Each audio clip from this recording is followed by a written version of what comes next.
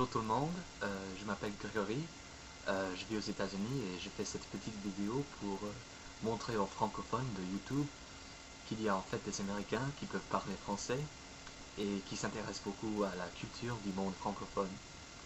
Alors moi je suis né dans l'état de Massachusetts et j'ai passé mon enfance dans une petite ville pas loin de Boston jusqu'à l'âge de 10 ans quand ma famille a déménagé dans le New Hampshire qui se trouve juste au nord du Massachusetts.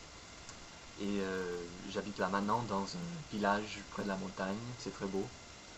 Alors j'ai grandi complètement dans la même région, c'est-à-dire la région de la Nouvelle-Angleterre, qui est dans le nord-est des États-Unis, à l'est de l'État de New York, et qui est aussi la plus ancienne région du pays.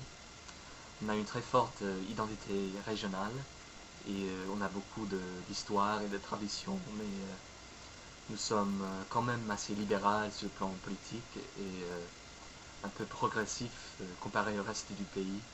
Mais en plus, c'est une des plus belles régions du pays, surtout en automne, quand les couleurs des forêts sont absolument incroyables. Donc, je vous encourage à y visiter parce que vous ne verrez rien de pareil ailleurs. Alors, en fait, à présent, je fais mes études à l'Université de la Californie du Sud, donc je vis à Los Angeles. Et c'est une ville que je déteste beaucoup. Je suis pas certain pourquoi je suis resté ici, mais bon. En tout cas, c'est très différent et c'est très loin de la région où j'ai grandi, donc en général, les gens dans les deux régions ont de très différentes valeurs et ici, ils sont très, on dit, superficiels avec Hollywood et tout ça. Et bien qu'il fasse toujours beau ici, il est très facile de s'ennuyer quand il fait toujours du soleil, quoi. Il n'y a pas de saison. Les saisons me manquent beaucoup parce que elles sont très belles en Nouvelle-Angleterre. Et j'ai hâte d'y retourner pour les vacances d'hiver. Il y fera froid, mais il y aura la neige, bien sûr. Et bien sûr, ça me fait plaisir de célébrer Noël avec ma famille. Et en fait, une des raisons pour lesquelles j'adore tellement le français, c'est parce que la famille de ma mère est d'origine québécoise. Alors, c'est pour ça que j'ai le visage un peu français. Et, mais quant à ma mère, elle parle très peu de français puisqu'elle a grandi aux États-Unis. Et quand elle parle français, elle a un accent québécois énorme. Et moi, ben, ma mère m'a appris un tout petit peu de français quand j'étais enfant, mais si j'avais l'accent québécois, je l'ai perdu complètement. Parce que à l'école aux États-Unis, on apprend le français parisien. Mais même si j'ai pas du tout l'accent québécois, je peux l'imiter quand même. Et en plus, je suis très fier de mon héritage, comme vous le voyez. Et j'adore aller au Québec, surtout la ville de Québec, je trouve très belle. Et puisque c'est pas très loin de chez moi. Mais j'ai jamais vécu dans un pays francophone.